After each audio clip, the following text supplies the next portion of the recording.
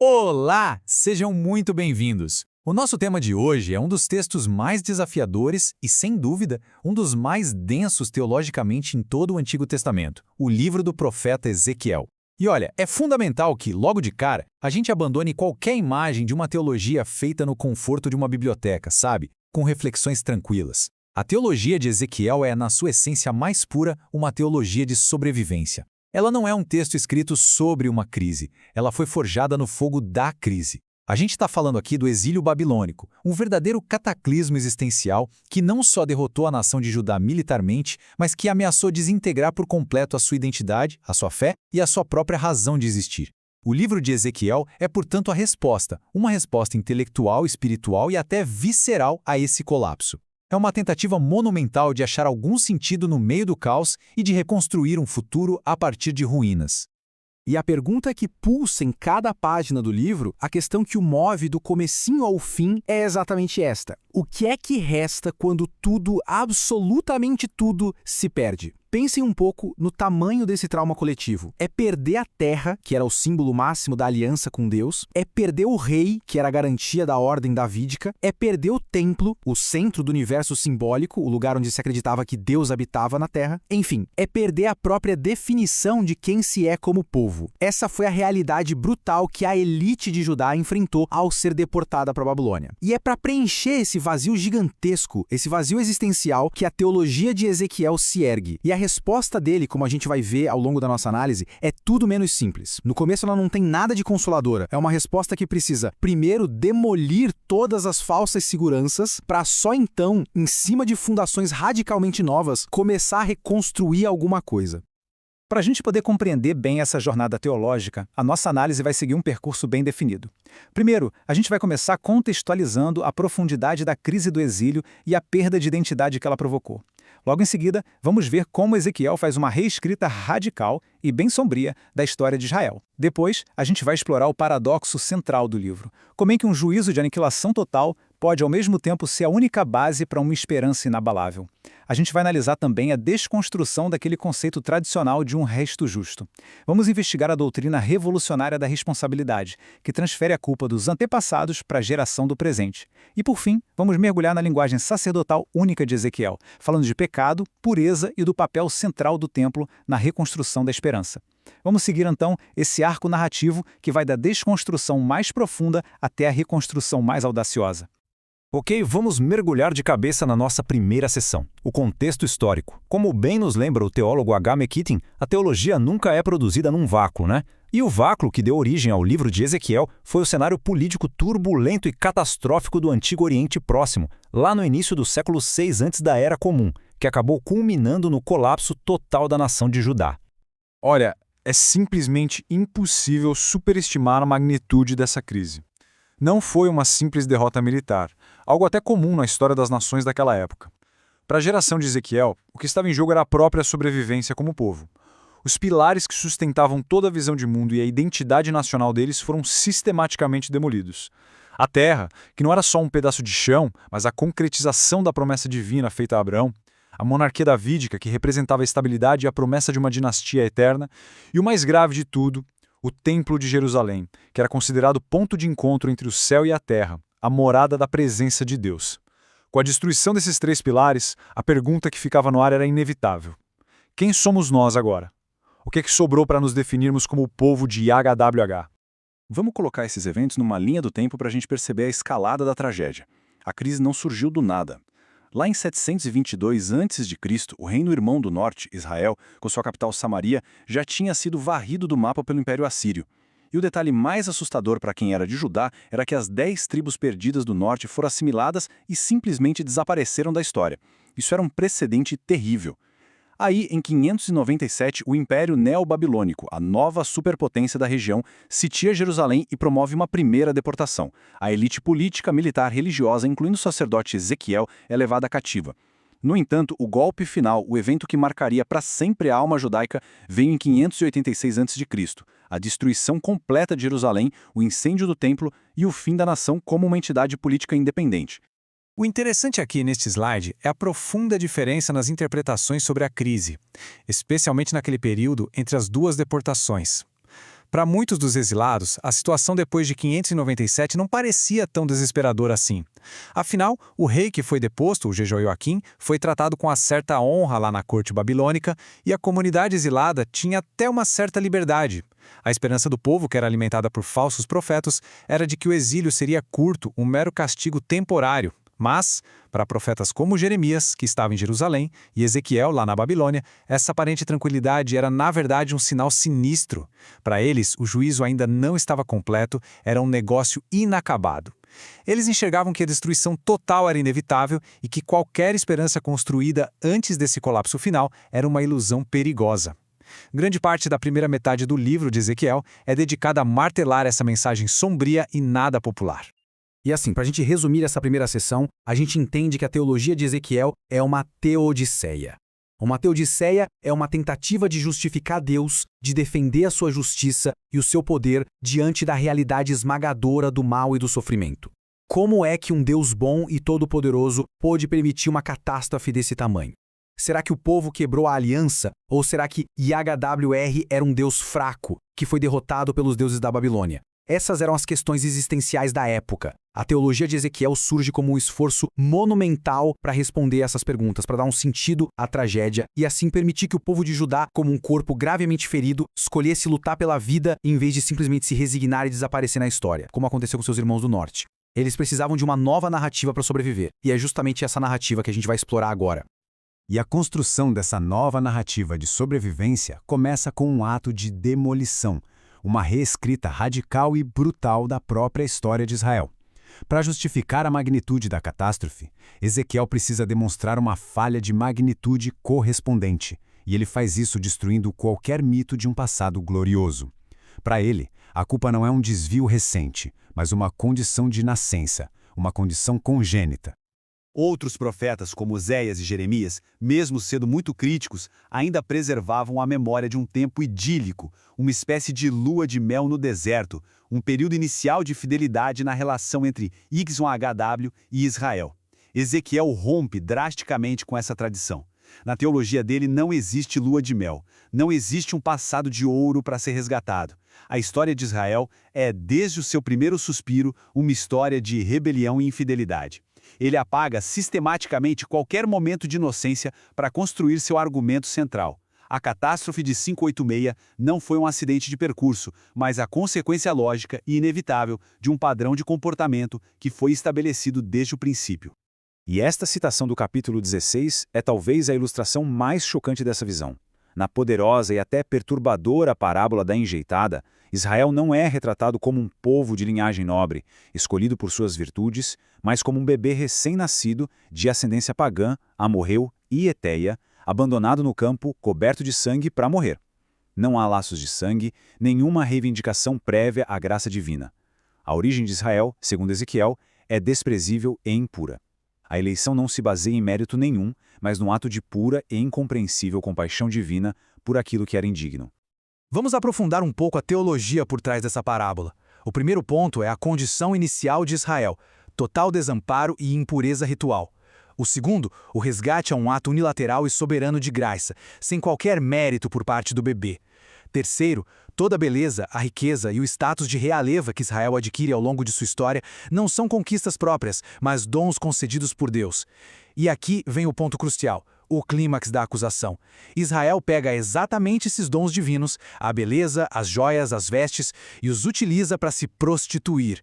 Esta é uma metáfora poderosa para alianças políticas com outras nações e principalmente para a idolatria.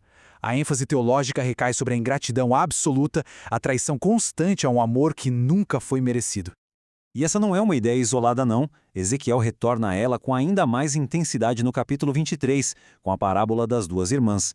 Oalá, que representa Samaria, a capital do norte, e Olibá, que representa Jerusalém. A lógica é idêntica da enjeitada. As duas irmãs são apresentadas como inerentemente promíscuas. E o texto faz questão de frisar que suas prostituições começaram ainda na juventude, lá no Egito, ou seja, antes mesmo da aliança do Sinai, antes mesmo da formação da nação. A infidelidade não é um desvio tardio, é a condição original, a inclinação natural desde o comecinho. E se as alegorias não fossem suficientes, o capítulo 20 apresenta a mesma tese de forma mais direta, como um sermão histórico. A história de Israel é revista e recontada como uma sucessão ininterrupta de rebeliões. Eles se rebelaram ainda no Egito, apegados aos seus ídolos, rebelaram-se no deserto, profanando os sábados, e continuaram a se rebelar na Terra Prometida, contaminando-a com seus altares pagãos. Em cada uma dessas etapas, a narrativa diz que Deus considerou aniquilá-los, mas se conteve por uma razão que vai ser crucial para a esperança futura. Por amor do seu nome. Guardem essa frase. Portanto, a conclusão dessa sessão é clara e brutal. A visão de Ezequiel é singularmente sombria, ainda mais pessimista que a de outras tradições bíblicas, como a dos historiadores deuteronomistas, que narram a história de Israel em termos de altos e baixos, com reis bons e maus, momentos de fidelidade e apostasia. Para Ezequiel, o quadro é de um preto unrelieved, como diz o Mikitin, um fracasso contínuo e implacável. E essa reinterpretação radical não é um exercício de masoquismo histórico, não. É a fundação teológica necessária para explicar a justiça do juízo total que estava em curso e, paradoxalmente, para construir uma nova esperança sobre a única base que resta, não a fidelidade de Israel, mas a de Deus. E isso nos leva diretamente ao coração da teologia de Ezequiel, ao seu paradoxo mais profundo e genial. Como é possível que a mesma premissa teológica, a infidelidade congênita de Israel, que exige a destruição total, possa, ao mesmo tempo, se tornar a única base sólida para uma esperança inabalável? Parece contraditório, né? Mas na lógica rigorosa de Ezequiel é perfeitamente consistente. Este slide ilustra de forma brilhante o que a gente pode chamar de lógica de dois gumes de Ezequiel. Vamos analisar lado a lado. A base para o juízo é a história de pecado contínuo. Diante de tamanha ingratidão, a pergunta retórica é: o que mais poderíamos esperar? A destruição é a consequência justa e inevitável. Mas agora, olhem para a base da esperança. É exatamente a mesma premissa. Se a relação de Deus com Israel nunca, em nenhum momento da história, dependeu do mérito ou da justiça do povo, então a ausência total de mérito agora, no exílio, não altera fundamentalmente a equação. A existência de Israel sempre dependeu única e exclusivamente da graça soberana de Deus. Se Deus os preservou no passado, apesar da constante rebelião deles, agindo por amor do seu nome, não há nenhuma razão intrínseca para que ele não possa fazer o mesmo agora. A lógica implícita é: então, o que mudou? Sempre foi assim. O futuro de Israel não depende deles, depende inteiramente de Deus. E esta citação do capítulo 36 é a chave que abre toda a teologia da restauração em Ezequiel. A ação futura de Deus não será motivada por qualquer arrependimento, mérito ou bondade do povo. Será um ato unilateral, motivado pela própria honra e reputação de Deus. O nome de Deus, em hebraico Shem, foi profanado, foi manchado entre as nações, porque o povo que leva o seu nome foi derrotado e exilado. O que levou os outros povos a concluírem que HWA era um Deus fraco. Para vindicar a honra de seu próprio nome, Deus precisa restaurar seu povo. A salvação, portanto, não é para o bem de Israel, mas para a glória de Deus. É uma teologia radicalmente teocêntrica.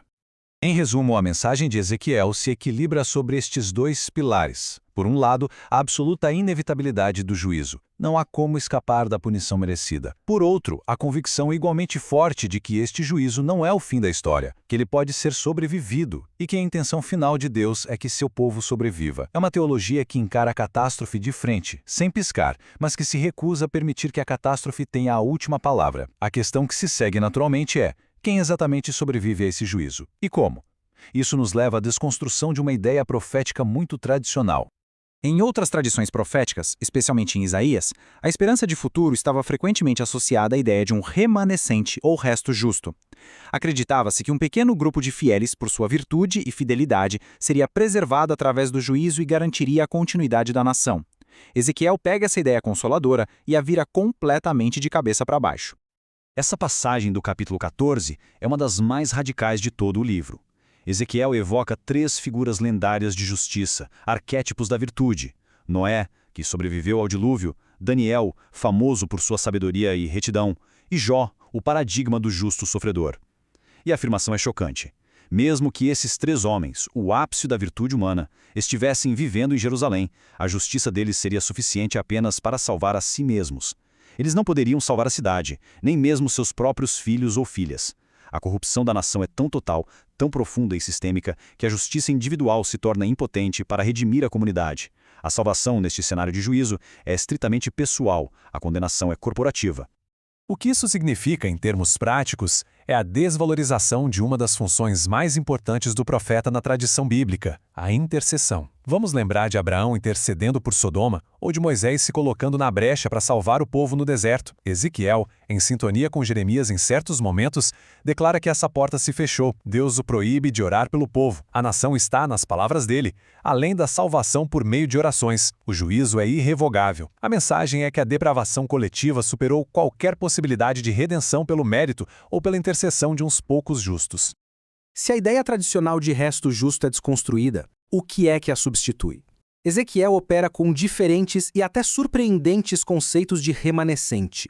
Primeiro, há o indivíduo justo que se salva. É o caso do profeta em seu papel de atalaia ou sentinela. Ao dar o aviso, ele salva a própria vida, independentemente da resposta do povo. Segundo, e de forma bastante cínica, Ezequiel fala de um remanescente ímpio, um grupo de sobreviventes que não escapa por ser justo, mas para que sua contínua maldade, mesmo no exílio, sirva de prova viva para as nações de que a destruição de Jerusalém foi totalmente merecida.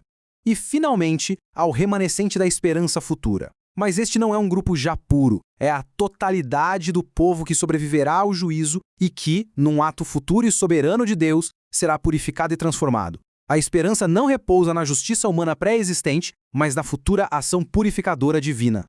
Essa ênfase na culpa total da nação e na inevitabilidade do juízo levanta uma questão crucial de responsabilidade. Se a história é um fracasso contínuo, a geração do exílio não poderia simplesmente culpar seus antepassados e se ver como vítima de um destino inevitável.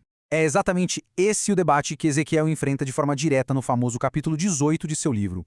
Este era o provérbio popular, a desculpa da moda que circulava entre os exilados. É um mecanismo de defesa, uma tentativa de se eximir da culpa. A lógica é: nós estamos sofrendo por causa dos pecados de gerações passadas, como a do rei Manassés. A culpa não é nossa. O desastre já estava selado e era inevitável. Esse provérbio basicamente remove a agência e a responsabilidade da geração presente, colocando-os no papel de vítimas passivas de um destino selado por seus pais e avós. E a resposta de Ezequiel a esse provérbio é um retumbante não. Mas aqui a gente precisa de um cuidado na interpretação. Como o estudioso Paul Joyce, que é citado em nossa fonte, esclarece, o capítulo 18 não está inaugurando um conceito de individualismo como a gente entende hoje na modernidade. A mentalidade da época ainda é profundamente corporativa. O ponto de Ezequiel é transferir a responsabilidade da longa cadeia de gerações para a unidade da geração presente. Cada geração, como um corpo coletivo, é julgada e responde por seus próprios atos. A geração do exílio não está sendo punida primariamente pelos pecados de Manassés. Está sendo punida pelos seus próprios pecados, que continuam o mesmo padrão de rebelião. Vamos desmontar a argumentação de Ezequiel passo a passo para ver como ele desativa o provérbio. Primeiro, ele estabelece o princípio: a alma que pecar, essa morrerá. A culpa não é geneticamente transferível entre gerações. Segundo, ele aplica esse princípio à vida de uma única pessoa. A justiça praticada no passado não cria um crédito moral que anule um pecado cometido no presente. A responsabilidade é sempre no agora. Terceiro, e este é o ponto revolucionário, o inverso também é verdadeiro. O pecado passado de uma pessoa pode ser completamente apagado por um arrependimento genuíno e uma mudança de vida. E o quarto passo explica o porquê teológico disso. A lógica de Deus não é de um tribunal penal, cuja função é punir crimes passados. A lógica divina é restauradora. Deus, afirma Ezequiel, não tem prazer na morte, mas sim na conversão que leva à vida. Essa analogia é fundamental para a gente entender o capítulo 18. No direito penal, o arrependimento sincero do criminoso não anula o crime.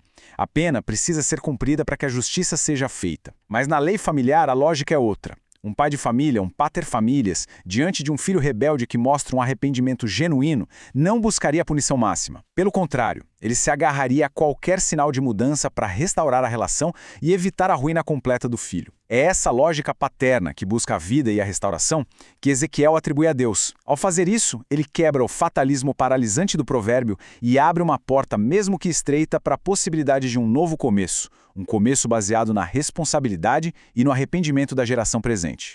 Finalmente, para uma compreensão completa da teologia de Ezequiel, a gente precisa analisar a linguagem específica que ele utiliza. Ezequiel era um sacerdote e sua formação sacerdotal molda profundamente sua maneira de entender o pecado, a santidade e, consequentemente, a solução para a crise de Israel. A sua linguagem é marcadamente diferente da de outros grandes profetas. Dois termos hebraicos são chave para decifrar a perspectiva sacerdotal de Ezequiel. O primeiro é to'abot, geralmente traduzido como abominações. Essa palavra não denota apenas um ato moralmente errado, mas algo que causa uma repulsa ritual, um nojo diante do sagrado. É algo objetivamente contaminador. Aparece mais de 40 vezes em Ezequiel, um número impressionante. O segundo termo é halai, que significa profanar. É o antônimo exato de santificar. Significa violar a esfera do sagrado, tratar o que é santo como se fosse comum, contaminando o que foi separado para Deus, seja o sábado, o santuário ou o próprio nome divino. Este quadro comparativo nos ajuda a visualizar a singularidade de Ezequiel. Profetas clássicos como Amós e o primeiro Isaías focavam sua denúncia na injustiça social, na opressão dos pobres, usando a linguagem do direito, mishpat, e da justiça, tzedaká. Jeremias focava na corrupção moral interna e na idolatria, usando metáforas poderosas como coração de pedra e traição. Ezequiel denuncia tudo isso também, mas ele engloba tanto os pecados sociais quanto os rituais sob uma nova e abrangente categoria, a linguagem da pureza sacerdotal. Para ele, tudo se resume a abominação, profanação e imundície. E o ponto crucial é este. Para a mentalidade sacerdotal de Ezequiel, a distinção moderna que a gente faz entre ética e ritual simplesmente não existe. Oprimir o pobre não é apenas uma injustiça social, é uma abominação que profana a terra. Quebrar o sábado não é apenas uma infração religiosa, é uma profanação que mancha o nome de Deus. Tudo, seja social, ético ou cultural, é visto através da lente da santidade. Todo pecado é, em última análise, uma forma de contaminação que torna a presença santa de Deus incompatível com a terra e com o povo. É por isso que na grande e terrível visão do capítulo 8, a glória do Senhor, o Kavot Aitáblio, é forçada a abandonar o templo e a cidade. O lugar se tornou impuro demais para a sua presença. Um diagnóstico específico exige uma solução específica. Se o problema fundamental é definido em termos de impureza, a solução precisa ser a purificação. Se é definido como rebelião, a solução é a expiação. E aqui reside a grande originalidade de Ezequiel na tradição profética. Enquanto muitos profetas pré-exílicos eram altamente críticos do culto e dos sacrifícios, vendo-os como hipócritas, para o sacerdote Ezequiel, o templo e seu sistema ritual não são um problema, mas a solução providenciada por Deus. Se a história ensina que o povo, mesmo com um novo coração, irá inevitavelmente falhar de novo no futuro, então é preciso um mecanismo permanente para lidar com esses fracassos. Esse mecanismo é o sistema de expiação e purificação centrado no templo. Por essa razão, a parte final do livro, a longa e detalhada visão do novo templo nos capítulos 40 a 48, não é um apêndice arquitetônico tedioso. É o clímax teológico da esperança de Ezequiel. O momento supremo é descrito no capítulo 43, quando a glória do Senhor, a mesma presença divina que ele viu em agonia abandonar a cidade, retorna triunfalmente para habitar no templo restaurado. O retorno da presença de Deus é o sinal definitivo de que a relação foi normalizada, de que a comunhão foi restaurada. A esperança de Ezequiel é, em última instância, uma esperança de comunhão restaurada com Deus, mediada pela santidade de um novo templo no centro de uma nova comunidade. Chegamos assim à conclusão da nossa jornada pela complexa teologia de Ezequiel. Se a gente pudesse resumir todo esse processo em duas palavras, elas seriam desconstruir para reconstruir. Ezequiel, com uma coragem teológica impressionante, percebeu que para sua comunidade sobreviver era preciso primeiro demolir as velhas certezas, as narrativas de autojustificação e as falsas esperanças, para somente então poder construir uma nova esperança sobre um fundamento inteiramente diferente e muito mais sólido. Vamos recapitular esse percurso em 4 passos lógicos. Primeiro, o diagnóstico radical. A crise não é um acidente, mas o resultado de uma história de fracasso total. A culpa é inteiramente de Israel. Segundo, o juízo inevitável. A destruição de Jerusalém é a consequência justa dessa história. Terceiro, o fundamento paradoxal da esperança. Como a relação nunca se baseou no mérito, a ausência de mérito não anula a possibilidade da graça. A salvação virá por causa da honra de Deus, não do valor de Israel. E quarto, a reconstrução futura. A visão de uma nova comunidade, purificada por Deus, com um novo coração, centrado em um novo tempo, onde a presença divina habita em segurança e com um sistema cultual projetado para lidar com as falhas futuras. É uma teologia completa, que vai da análise da catástrofe à projeção da utopia. E a gente termina com uma pergunta para reflexão. O trabalho de Ezequiel foi, essencialmente, criar uma nova narrativa para que sua comunidade pudesse sobreviver à desintegração e reconstruir sua identidade sobre novas bases. Isso nos convida a pensar como as narrativas que contamos sobre nosso próprio passado, seja como nação, como no nosso complexo passado brasileiro, como comunidade ou até mesmo em nossas histórias pessoais, especialmente as narrativas sobre crises, fracassos e redenções, continuam a moldar quem somos hoje. De que maneira a forma como interpretamos nossas catástrofes define as possibilidades do nosso futuro? A teologia de Ezequiel, forjada na dor há mais de 2,5 milênios, nos mostra que a luta para dar sentido ao colapso é e sempre será uma das tarefas humanas mais fundamentais, dolorosas e, em última análise, criativas. Muito obrigado.